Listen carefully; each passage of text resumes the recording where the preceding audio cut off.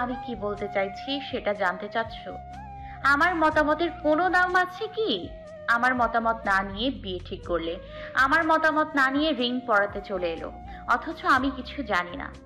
Remote control পুতুলের মতো সামনে বসিয়ে দিলে রিং পরানো হয়ে গেল। আমি যদি তখন মুখ দিয়ে সামান্য কিছু উচ্চারণ করতাম, তখন শুনতে আমার কথা? বলো না, শুনতে শুনতে না, বরং সেদিনই ধরে বিয়ে করিয়ে দিতে। তখন যখন মতামত জানতে চাওনি, এখন জেনে কি হবে? তরির কথায় বিস্ফোরণ ঘটল যেন। মায়ের চোখের আকার স্বাভাবিক তুলনায় বড় হয়ে গেল। হতবাক তিনি। ছোটবেলা থেকেই মেয়েটা বাধ্যগত, ভীতু ধরনের, যে যা বলে সেটাই মেনে নেয়। বাবার শাসন সিদ্ধান্তে অভ্যস্ত মেয়েটা নিজের জীবনের সিদ্ধান্ত কি নেবে, কোন সাবজেক্ট নিয়ে পড়বে, সেটা পর্যন্ত বাবার উপর ছেড়ে দিয়েছে। স্কুল কলেজে থাকাকালীন শিক্ষা সফরে যাওয়ার অনুমতি না পেয়েও বিনা তর্কে বাবার সিদ্ধান্ত মেনে নিয়েছে। সবাই বলতো তোরই কাঁচামাটি, তাকে ইচ্ছে মতো করা যাবে। মিঠু হলো তেরা প্রকৃতির, সে নিজের স্বাধীনতা হাসিল করার জন্য বাবার সাথে না পেরে মাকে খোঁচাবে। বাবার হাতের মার তার রন্ধ্রে রন্ধ্রে মিশে আছে। তার বড় চাচা ঘটা করেই একদিন ছেলের জন্য প্রস্তাব রাখেন। তরির মা নিজেও স্বামীর সিদ্ধান্তের উপর কোনো মতামত রাখেন না, মূলত ওনার মতামতকে গ্রাহ্য করা হয় না সেদিন। তবুও তিনি ইনিয়ে বিনিয়ে মেয়ের মতামত জানার কথা বলতেই এক কথায় ওনাকে চুপ করিয়ে দিলেন তরির বাবা। তুমি মহিলা মানুষ, সংসার সামলাবে, সিদ্ধান্তের কি বুঝো? তটিনী আমার মেয়ে, তার পেছনে পয়সা ঢালি আমি, তার জীবনের সিদ্ধান্ত আমি নেব না তো কে নেবে? তটিনীর আবার মতামত কি? ছোট মানুষ এসবের কি বুঝবে? আমার মেয়ে কখনো আমার সিদ্ধান্তের বাইরে যাবে না। সেই দিনই ঢোক গিলে ফেললেন তরির মা। আর যদি মেয়ে বেঁকে বসে তবে সমস্ত দোষ ওনার ঘাড়ে এসে পড়বে। এমনিতেও মেয়েরা কোনো দোষ করলে তার দায়ভার মাকে নিতে হয়। বলা হয় পুরুষ মানুষ সারাদিন বাইরে থাকে আর টাকা ঢালে, মেয়েদের মানুষ করে মা। যেমন শিক্ষা দেবে তেমনই তৈরি হবে। মা শিক্ষা দিতে পারেনি, দোষ তার। একটা প্রাপ্তবয়স্ক সন্তানকে মা কি শেখাবে? সে জগৎ চেনে, মানুষ চেনে, মাকে সংসার সবকিছু সামলাতে হয়। তিনি চাইলেই প্রতিটি সন্তানের পেছন পেছন লেগে থাকতে পারে না। আতঙ্ক নিয়ে বললেন, খবরদার তরি, তোর বাবার কানে যেন এসব না যায়। তরির মেজাজ খারাপ হলো, গলা চড়িয়ে বলল, বাবাকে আমি আজই নিজের সিদ্ধান্তের কথা জানাতে চাই। এতে আমাকে মারুক, কাটুক, যা ইচ্ছে তাই করুক, আমি নিজের সিদ্ধান্ত থেকে নড়ছি না। মাকে পরোয়া না করেই ঘরে ঢুকে শব্দ করে দরজা আটকে দিল তরি। সবচেয়ে বেশি রাগ হচ্ছে নিজের প্রতি। কেন সে চাইলেই সবাইকে নিজের মতামত সিদ্ধান্ত জানাতে পারে না? এখন থেকে নিজের সিদ্ধান্তের বাইরে কারো চাপিয়ে দেওয়ার সিদ্ধান্ত সে মেনে নেবে না। বিয়ের মতো এত বড় একটা সিদ্ধান্ত যখন নিতে পেরেছে, তখন বাবাকে কেন জানাতে পারবে না? আজ হোক বা কাল সবাইকে তো জানাতেই হবে। এই সন্তানের মাঝেই তিয়াসের সাথে বিয়ে, তার আগেই বাবার মুখোমুখি হবে সে। সরাসরি জানিয়ে দেবে সে বিবাহিত। মাহমুদ তার স্বামী। বাবার আশার অপেক্ষায় রাখলো। নতুন বাসা কলেজের কাছাকাছি। বাসায় মায়ের সাথে সবকিছু খুলে বুঝিয়ে রেখে তরিকে ফোন দেওয়ার ফুরসত মেলেনি। আজ কলেজ থেকেও ছুটি নিয়েছে মাহমুদ। সারাদিনের ক্লান্ত শরীরটা বিছানায় এলিয়ে দিতেই চোখের পাতা ভারী হয়ে উঠল। চেয়েও চোখ মেলতে পারেনি। ঘুমিয়ে পড়ল মাহমুদ। তার ঘুম ভাঙল সন্ধ্যার পূর্ব মুহূর্তে। আড়াবোড়া ভেঙে হাই তুলতে তুলতে বারান্দায় গিয়ে দাঁড়ালো। এই বাসার বারান্দাটি তরিদের বাসার মতো ঝুল বারান্দা নয়, পুরোটা ইট সিমেন্টের গ্রিল দিয়ে আবদ্ধ। হুট করেই তরির কথা মনে পড়ে গেল। তরির বিয়েটা আটকানো দরকার। সে তাদের বিয়ের ব্যাপারে বাসায় জানিয়ে দেওয়ার ব্যাপারে তরিকে চাপ দিতে চাইছে না। তরির বাবাকে যতটুকু চিনেছে এতে তাদের দেখা হওয়ার রাস্তাটুকু বন্ধ হয়ে যাবে। ভেবে ভেবে মাথায় এলো তিয়াসের কথা। ছেলেটার সাথে একবার কথা বলে দেখা উচিত। সে যদি তরিকে বিয়ে করবে না বলে পরিবারে জানিয়ে দেয়, তবে আপাতত তরি মাহমুদ দুজনেই চিন্তামুক্ত। সব সময় নিয়ে পরে আবার তার বাবার কাছে প্রস্তাব রাখা যাবে। তিয়াসের কথা মাথায় আসতেই মনে হলো তার কাছে তো নম্বর নেই, তরির কাছ থেকে নেওয়া যাবে। ভেবেই ঘরে ঢুকে ফোন হাতে নিতেই চক্ষু চরক গাছ। তরির অনেকগুলো ফোন মেসেজ জমা হয়েছে। আজকের দিনটা মেয়েটাকে সময় দেওয়া হয়নি। দ্রুত কল ব্যাক করলো। রিং হচ্ছে কিন্তু রেসপন্স নেই। পঞ্চমবারে কল রিসিভ হলো। থমথমে গলায় শোনা গেল, কি চাই? মাহমুদ নিঃশব্দে হাসলো। তার কোমল মতিন তরি ঠান্ডা স্বভাবের হলেও বেশ রাগী, সেটা বুঝলো মাহমুদ। আর এটাও বুঝলো তার উপর রাগ করেই কল ওঠায়নি এতক্ষণ। তবে আফসোস, রাগটা সে সঠিক জায়গায় দেখাতে পারে না। মাহমুদ গলা ছেড়ে নরম স্বরে বলল, সরি, ক্লান্ত থাকে, ঘুমিয়ে পড়েছিলাম। ওপাশে দীর্ঘক্ষণ নীরবতা চলল। কোনো সারা শব্দ নেই। তরি নরম মনের মানুষ, তার অল্পতেই রাগ পড়ে যায়। সরিতে লাজ হলো। নিরাপত্তায় ইতি টেনে খানিকটা কোমল স্বরে বলল, তাই বলে একটা কলও দেবেন না? তার জন্য এক বাক্স সরি? তরি পূর্বের সেই গম্ভীর রূপে ফিরে গেল। বলল, আমি আজ বাবাকে আমাদের বিয়ের কথা জানিয়ে দিব। বাধা দিল মাহমুদ। এখনই নয়, আগে অন্য পন্থা অবলম্বন করে দেখি। আপনি আমায় তিয়াসের নম্বর সেন্ড করুন, আমি ওনার সাথে কথা বলে দেখছি তিনি কি বলেন। যদি মানতে না চান তবে আমরা আপনার বাবাকে বিয়ের ব্যাপারটা জানাবো। কিন্তু কোনো কিন্তু নয় তরি, আমি চাই সবটা শান্তভাবে হোক, কোনো ঝড় না আসুক। ঠিক আছে, আমি পরে সেন্ড করে দিব। কাল ক্লাস আছে? হুম। মাহমুদ আবদার করলো। আপনাকে দেখতে খুব ইচ্ছে করছে, ভিডিওতে আসুন না। মাহমুদ স্পষ্ট শুনতে পেল তরির মায়ের ডাক। তিনি তরিকে ডাকছেন। দীর্ঘশ্বাস ফেলে বলল, ডাকছে আপনাকে, যান। তরি মাহমুদের সাথে কথার ইতি টেনে মায়ের কাছে গেল। মাহমুদের কথা ধরে তরি আর বাবাকে কিছুই বলবে না। নাস্তা করে টাকা নিয়ে বেরিয়ে গেল। পরনে মিষ্টি কালারের একটা জামদানি, চোখে কাজল টানতে ভুলল না তরি। শাড়ি পরা নিয়ে কেউ কিছু বলল না, কারণ তরি প্রায়শই বান্ধবীদের সাথে বের হলে শাড়ি পরে। তবে মা জিজ্ঞেস করলেন, তরি শাড়িটি কার? মিষ্টি হেসে জবাব দিল, আমি কিনেছি। সুন্দর না? আর ঠোঁটের কোণে লেপ্টে থাকা হাসি দেখে সন্দেহের অবকাশ থাকার কথা নয়। তরিকে বাবা কম বেশি হাত খরচের টাকা দেন, সে বেলায় কার্পণ্য করেন না। তাই এরকম একটা শাড়ি কেনার টাকা তার কাছে থাকবে এটা আশা করা যায়। এই শাড়ির প্রতিটি কুচি তরি ভীষণ যত্নে দিয়েছে। একরাশ ভালো লাগা নিয়ে আঁচল টেনেছে। শাড়িটা মাহমুদের দেওয়া। পরশুদিন বাসায় ফেরার পথে এই শাড়িটি পছন্দ করে কিনে দিয়েছে। সে মাকে মিথ্যা বলেছে। তরি খেয়াল করলো সে দিন দিন কেমন দুঃসাহস দেখিয়ে ফেলছে। অনায়াসে মিথ্যে বলছে। ব্যাগ নিয়ে বের হওয়ার পূর্বে বাবা বললেন, দাঁড়াও, আমি বাসে উঠিয়ে দিব, আমার ওদিকে একটু কাজ আছে। তরি দ্বিরুক্তি করলো না। বাবার সাথেই বাস স্টপেজ পর্যন্ত গেল। বাবা বাসে উঠিয়ে নিশ্চিন্তে নিজের কাজে গেলেন। লেকচার শেষ দিয়ে তরি সময় দেখলো। মাহমুদের কলেজ ছুটি হয়েছে মাত্র। এখানে এসে পৌঁছতে ঘন্টাখানেক সময় লাগবে। সে ক্যান্টিনে পা বাড়ালো। বান্ধবীদের সাথে কফির সাথে আড্ডা চললো অনেকক্ষণ। মাহমুদের কল পেয়ে সবাইকে রেখে সে চলে গেল। ফুটপাত ধরে এগিয়ে গেল মাহমুদের দিকে। ক্লান্ত ঠোঁটেও তার নিখুঁত হাসি। দুনিয়াতে কেউই নিখুঁত হয় না, কারো হাসিও বোধহয় নিখুঁত হয় না। যার যার কাছে তার ব্যক্তিগত মানুষটিকে সব রকম রূপেই নিখুঁত লাগে, সুন্দর লাগে। তাই তরির কাছেও মাহমুদের সবকিছুই ভালো লাগছে। তরিও ঠোঁট প্রসারিত করে এসে দাঁড়ালো। মাহমুদের কপালে অল্প অল্প ঘাম জমেছে। ভিড় ঠেলে বেরিয়ে এলো দুজনে। তরি আঁচল টেনে মাহমুদের কপালের ঘাম আলতো হাতে মুছতে মুছতে অপলক তাকিয়ে রইল মাহমুদ। চোখ মুখে তার মুগ্ধতা, গভীর আবেগ নিয়ে বলল, আজ তোমায় ভয়ঙ্কর সুন্দরী লাগছে তরি, একদম বউ বউ। বাতাসের ঝাপটায় অবিন্যস্তভাবে দুলে উঠল দুজনের চুল। নীল আকাশে শুভ্র মেঘের আড়ালে উকি দিচ্ছে পশ্চিমে হেলে পড়া সূর্য। তরি ভালো লাগা আর লজ্জার সংমিশ্রণে মাথা নিচু করে নিল। গাল দুটো ক্রমশ ফুলে উঠছে। কান গরম হয়ে এলো তার। পলক ঝাপটাবার সাথে সাথে কেঁপে উঠছে কালো পাপড়ি। মাহমুদ তন্ময় হয়ে দেখল তার চোখ দুটোতে তরিকে বুকে টেনে নেওয়ার আকাঙ্ক্ষা। নিজেকে নিয়ন্ত্রণে রাখতে চাই মাহমুদ। এই চাওয়াটা পূরণ হয়ে গেলে তার মনে লোভ জন্মাবে। তরিকে সম্পূর্ণভাবে পাওয়ার আকাঙ্ক্ষা তীব্র হয়ে উঠবে। সে চায় সব সুষ্ঠুভাবে হোক। তরির পরিবার তাদের মেনে নিক, বিনা বাধায় তরিকে বাহু ডোরে বেঁধে নিতে চায়। মাহমুদ জানে তাদের প্রচুর কাঠখড় পোহাতে হবে তরির পরিবারকে মানাতে।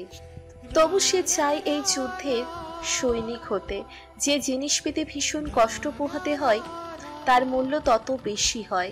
তরি তার কাছে অমূল্য, তাকে পেতে এইটুকু কষ্ট অনায়াসে করে নিতে পারবে।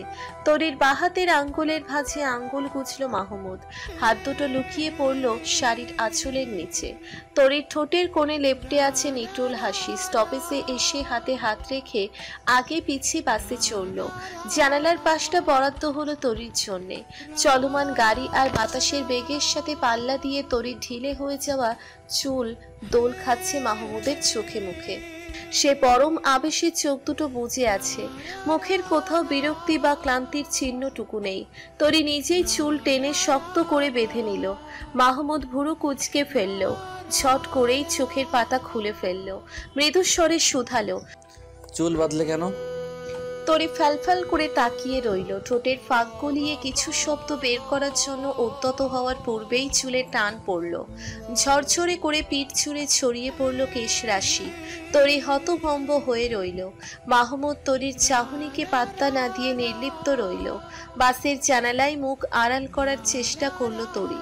ঠোঁট টিপে হাসছে সে, মাহমুদের নজর এড়ানো না। সেও হাসলো নিঃশব্দে। তরি আজ চোখে তাকাতে গিয়ে চোখাচোখি হয়ে গেল। মাহমুদ তার দিকেই তাকিয়ে আছে। তরির মিটিমিটি হাসি রূপ নিল প্রাণখোলা হাসিতে। শরীর কেঁপে কেঁপে উঠছে হাসির দমকে, তবে শব্দ হচ্ছে না। বাতাসের দাপটে এলো চুলের ঝাপটা মাহমুদের চোখে মুখে বাড়ি খাচ্ছে। প্রাণ ভরে শ্বাস নিল সে। চুলের ভাঁজে ভাঁজে কি যেন এক সুগন্ধি খুঁজে পেল। অনায়াসে টেনে নিল সেই ঘ্রাণ। তরির গন্তব্য আসার পূর্ব স্টপেজে বাস থামল। মাহমুদ তার হাত টেনে নামিয়ে নিল। তরির চোখে মুখে প্রশ্ন জমা হলো। কৌতূহলী মন জিজ্ঞেস করলো, এখানে কেন নামলাম আমরা? মাহমুদ প্রশ্নের জবাব না দিয়ে বলল, আসো তো। হুট করে আজ এই তুমি তুমি ডাকটা কেমন চমকে দিল তরিকে। মায়া মায়া ডাক, এতে জমে আছে ভীষণ যত্নে করা ভালোবাসা। তরির ভালো লাগছে, আবার কেমন লজ্জাও লাগছে। মাহমুদের সাথে সিএনজিতে উঠল। মাঝে মাহমুদ তাকে সাবধান করে দিল, শাড়ি টেনে বসো, চাকায় লেগে দুর্ঘটনা হতে পারে। তরি আঁচল গুটিয়ে বসল, মাথা রাখলো মাহমুদের ঘাড়ে। আজ কেমন নির্লজ্জ হয়ে উঠল তরি। বন্দি খাঁচার পাখি যেমন মুক্ত হয়ে গেলে স্বাধীনভাবে উড়ে বেড়ায়, ঠিক তেমন নিজের ইচ্ছেকে আজ প্রাধান্য দিল। চলে যাক জড়তা লজ্জা, তাদের আজ ছুটি দেওয়া হলো। মাহমুদ একবার তাকালো, সামনে দৃষ্টি রেখে হাত নিয়ে রাখলো তরির পিঠ ছুঁয়ে বাহুতে, আগলে রাখলো নিজের সাথে। নরম স্বরে ডাকলো, তরি, হুম ভয় করছে না? হুম তরির এই সরল জবাবটুকু যেন প্রশান্তি দিল মাহমুদকে। বুক ভরে শ্বাস নিল। এই মেয়েটাকে আর দূরে দূরে রাখা যাচ্ছে না, দ্রুত কিছু একটা করতে হবে। কেন এত আতুরে আতুরে লাগছে তাকে? তরি ঘাড়ে মাথা রেখেই প্রশ্ন করলো, আমরা বাস থেকে কেন নামলাম? আর বললেন না তো কোথায় যাচ্ছি? নতুন বাসায়। বিরক্তি করল না তরি। মাহমুদের সাথে ওভাবেই মিশে রইল। পূর্ব স্টপেজে নেমে পড়ার কারণ আছে অবশ্য। সেখান থেকে সিএনজি নিয়ে সোজা মাহমুদের বাসায় গিয়ে নামতে পারবে, কেউ দেখবে না। কিন্তু তরিদের এলাকায় এসে নামলে দুজনকে একই সাথে তরির বাবা হয়তো দেখে ফেলতে পারেন। আগে ভয় ছিল না, কিন্তু এখন তিনি মাহমুদের ব্যাপারটা জানেন। দুজন এসে নামলো মাহমুদের নতুন বাসার সামনে। ভাড়া মিটিয়ে এগিয়ে গেল। মাহমুদ সামনে, তরি তার পিছনে। দোতলায় এসে বেল দিল মাহমুদ। তরি মাথায় কাপড় দিয়ে দাঁড়ালো। মাহমুদের বাহুতে হাত রেখে ভয় কাতরে চেহারায় জিজ্ঞেস করলো, আন্টি কিছু জিজ্ঞেস করলে কি বলবো? মাহমুদ চাপা হেসে বলল, সেটা আমি কি জানি। ততক্ষণে দরজা খুলে দাঁড়িয়েছেন আয়েশা সুলতানা। তরি ছট করে মাহমুদের বাহু থেকে হাত ছাড়িয়ে মিষ্টি হেসে সালাম দিল আয়েশা সুলতানাকে। তিনি অবাক হয়েছেন তরিকে দেখে। হেসে সালামের জবাব দিয়ে তাকে টেনে ভিতরে নিয়ে গেলেন। মাহমুদ ধীরে সুস্থে ভিতরে ঢুকলো। সোজা নিজের জন্য বরাদ্দকৃত রুমে ঢুকে পড়ল। নতুন বাসায় চোখ বুলিয়ে দেখছে তরি। আয়েশা সুলতানা উৎসুক হয়ে জানতে চাইলেন, তুমি যে এখানে এসেছো, বাসায় সমস্যা হবে না? তরি মাথা নিচু করে বলল। বাসায় কেউ জানে না? চমকালেন আয়েশা সুলতানা, আতঙ্কিত স্বরে বললেন, তোমার বাবা জানলে সমস্যা হয়ে যাবে। কেন আসতে গেলে এভাবে? নিচু স্বরে জবাব দিল তরি। আপনাদের দেখতে ইচ্ছে করছিল। মাহমুদের দেখা কোথায় পেলে? উনি আমাকে ভার্সিটির সামনে থেকে নিয়ে এসেছেন। বলেই থতমত খেয়ে গেল তরি। আয়েশা সুলতানা শান্ত চোখে তাকিয়ে আছেন। ওনার খানিকটা সন্দেহ হলো। তোমার বাবা আমাদের প্রস্তাব ফিরিয়ে দিয়েছেন, বাসা ছেড়ে দিতে বলেছেন। তাহলে তুমি মাহমুদের সাথেই বা কেন এলে? তুমিও কি মাহমুদকে পছন্দ করো? আয়েশা সুলতানার তীক্ষ্ণ দৃষ্টির কবলে পড়ে সবটা এলোমেলো হয়ে গেল। ঢোক গিলল তরি। ফ্যান চলছে ফুল স্পিডে, তবুও তার গরম লাগছে, কেমন হাঁসফাঁস করে উঠছে। তরির অস্বাভাবিক প্রতিক্রিয়া দেখে আয়েশা সুলতানার সন্দেহ গাঢ় হলো। তিনি আরেকটু চেপে বসলেন, ফের জিজ্ঞেস করলেন, বলো, তুমিও কি পছন্দ করো? তরি হ্যাঁ না কি বলবে বুঝতে পারছে না। হুট করেই তার মুখ দিয়ে বেরিয়ে গেল, আমরা বিয়ে করে ফেলেছি। আয়েশা সুলতানা বিস্ফোরিত চোখে তাকালেন, অস্ফুট স্বরে শুধালেন, কি? এভাবে বিয়ে করাকে তিনি কিছুতেই সমর্থন করেন না। আয়েশা সুলতানার মুখের দিকে তাকিয়ে তরির কাঁপাকাঁপি শুরু হয়ে গেল। গলা কাঁপছে তার, ঢোক গিলে পড়ল। আন্টি প্লিজ, আপনি। কথাটুকু সম্পূর্ণ করতে পারল না তরি। হাত উঠিয়ে বাধা দিলেন আয়েশা সুলতানা। চেহারা দেখেই বোঝা যাচ্ছে তিনি প্রচুর অসন্তুষ্ট। হাঁক ছেড়ে মাহমুদকে ডাকলেন। সে মাত্রই গায়ের ঘর্মাক্ত শার্ট ছেড়ে ওয়াশরুমে ঢোকার প্রস্তুতি নিচ্ছিল। মায়ের ডাক পড়ায় তার কাজে বাধা পড়ল। দ্বিতীয়বার গলা চড়িয়ে ডাকলেন মা। মাহমুদ লম্বা কদম ফেলে বেরিয়ে এলো। রামে স্কুল থেকে ফিরে ঘুমিয়েছিল, সেও চোখ ডলতে ডলতে বেরিয়ে এলো। তরিকে দেখে ঈষৎ চমকালো। মাহমুদ নিচু গলায় শুধালো, কি হয়েছে মা? আয়েশা সুলতানা চোয়াল শক্ত করে নিলেন, কঠিন গলায় বললেন, তোর এসব কি বলছে? বিয়ে করেছিস তোরা? মাহমুদ একবার তরির দিকে তাকালো। মাথা নিচু করে আছে সে, বোঝাই যাচ্ছে যথেষ্ট ভয় পেয়েছে মেয়েটা। মায়ের দিকে ফিরে শান্ত গলায় জবাব দিল মাহমুদ। হ্যাঁ। মাহমুদের স্বীকারোক্তি যথেষ্ট ছিল রামিকে চমকে দেওয়ার জন্য। চমকালেও মনে মনে বেশ খুশি হয়েছে বলা চলে। আয়েশা সুলতানা হতবিহ্বল হয়ে তাকিয়ে রইলেন। রাগত স্বরে জিজ্ঞেস করলেন, কবে বিয়ে করলি? আজই? কে কে জানে? মাহমুদ একইভাবে শান্ত গলায় জবাব দিল, তোরই বাসে থাকাকালীন বিয়ে করেছি। যেদিন ওকে রিং পরিয়ে গিয়েছিল সেদিন। বিয়ের ব্যাপারে আমার কয়েকজন বন্ধু জানে। আয়েশা সুলতানা কঠিন হয়ে বললেন, তোরিকে বাসায় দিয়ে আয়। কিছুক্ষণ থাকুক, তারপর দিয়ে আসছি। এক্ষুনি দিয়ে আসবি, আর তোর সাথে যোগাযোগ করার চেষ্টা করবি না। তরি ভিতরটা তরাক করে উঠল। মাথা তুলে টলমল চোখে তাকালো। কপাল ঘেঁষে দুফোঁটা অশ্রু গড়িয়ে পড়ল। মাহমুদের চোখ মুখ শক্ত, কণ্ঠের ভিত দৃঢ়। অনড় গলায় বলল, তোরই আমার স্ত্রী মা। তো কেউ তো জানে না, কারোর ইচ্ছার বিরুদ্ধে তাদের মেয়েকে এভাবে বিয়ে করার তো বিহাপনার শিক্ষা। তা তো আমি তোকে দেইনি। আমরা দুজনই প্রাপ্তবয়স্ক। আমি এত কিছু শুনতে চাই না, এক্ষুনি তোরকে বাসায় দিয়ে আসবি। মাহমুদ গটগট পা ফেলে একটা শার্ট চড়িয়ে বোতাম আটকাতে আটকাতে বেরিয়ে এলো। শার্টের হাতা গুটিয়ে তরির হাত চেপে ধরে বলল, চলো। রামি মায়ের হাত ধরে অনুনয় করল, মা প্লিজ এমন করো না, তুমি তো তোরে আপুকে পছন্দ করো। আয়েশা সুলতানা নির্লিপ্ত রইলেন। তরির হাত চেপে ধরায় সে মাহমুদের দিকে আশাহত চোখে তাকালো। মানুষটা কি সত্যিই তার সাথে যোগাযোগ বিচ্ছিন্ন করে দেবে? এটাই বুঝি বিশ্বাস? এই ঠুনকো বিশ্বাসের বলে মানুষটার হাত ধরেছিল। অঝোর ধরায় জল গড়ালো দু চোখ ভরে। মাহমুদ তরির অশ্রুমাখা চোখে তাকালো, মজবুত কণ্ঠে বলল, যত ঝড়ঝাপটে আসুক না কেন, আমি তোমার হাত ছাড়ছি না তরি। এই হাত ধরেছি ছাড়ার জন্য নয়। বিষণ্ণতায় নিস্তেজ হয়ে আসা তরির চোখ জোড়া আশার আলো দেখল। টলমল চোখ সতেজ হলো। মাহমুদ তপ্ত শ্বাস ফেলে চোখের পাতা বন্ধ করে ভরসার দৃষ্টিতে তাকালো। আয়েশা সুলতানা সামনে ঘোর বিপদের আশঙ্কা করছেন। অন্য কিছুকে ভয় পান না তিনি, ভয় শুধু সম্মান নিয়ে। কেউ যেন তার ছেলে মেয়েদের শিক্ষার উপর আঙ্গুল তুলতে না পারে, এসব তার অন্তরে সহ্য হবে না। তিনি এবার খানিকটা নরম হলেন। দরজার দিকে আগত তরি আর মাহমুদকে থামিয়ে বললেন, তোমরা যা করেছো তাতে আমার যেমন মন খারাপ লাগছে, তেমন তোরির মা বাবারও খারাপ লাগবে। এটা স্বাভাবিক। কাউকে কথা দিয়ে কথা রাখতে না পারার মতো অসম্মান আর কিছুই নেই। তোরির বাবা ভাইয়ের কাছে অসম্মানিত হয়ে আরো উত্তেজিত হয়ে পড়বে। তোর বাবা মা থেকে দূরে সরে যাবে। তরির ভেতরটা অজানা ব্যথায় মোচড় দিয়ে উঠল। বাবা মা তাকে দূরে ঠেলে দিলে সে সইতে পারবে না। বাবা সত্যটা জানার পর তাকে মারুক কাটুক সে কিচ্ছুটি বলবে না। তবে তাদের কাছ থেকে দূরে থাকতে পারবে না। তারা সবাইকে চায়। কেন সবার মতের এত অমিল? বাবা তার মতামত না নিয়ে চাচাকে কথা না দিলে কি খুব ক্ষতি হয়ে যেত? অসহ্য যন্ত্রণায় ছটফট করে উঠল তরি। মাথার ভিতর বড্ড যন্ত্রণা হচ্ছে, শরীর আর এগোতে চাইছে না। মাহমুদের হাত ছাড়িয়ে ধপ করেই নিচে বসে পড়ল। চমকে উঠে দ্রুত তরিকে ধরল মাহমুদ। রামি আর আয়েশা সুলতানাও এগিয়ে এলেন, তরিকে ধরে বসিয়ে দিলেন। পানির গ্লাস মুখের সামনে ধরে বললেন, পানি খেয়ে নাও, ভালো লাগবে। ঢক ঢক করে সবটা পানি গিলে নিল তরি। গলাটা যেন শুকনো মরুভূমি হয়েছিল। মাহমুদের কপালে চিন্তার ভাঁজ। উৎকণ্ঠিত গলায় জিজ্ঞেস করলো, বেশি খারাপ লাগছে তোরই? তরি এপাশ ওপাশ মাথা নাড়িয়ে জানালো সে ঠিক আছে। তেজহীন গলায় বলল, আমি বাসায় যেতে চাই। ঘণ্টাখানেক আগের হাসি হাসি মেয়েটা কেমন দুঃখের সাগরে হারিয়ে গেল। ক্ষণিকেই জীবন হয়ে উঠল দুর্বিষহ। মাহমুদ উত্তেজিত হয়ে পড়ল। তুমি আগে ঠিক হও, তারপর বাসায় যাবে। তরির একরোখা শান্ত জবাব।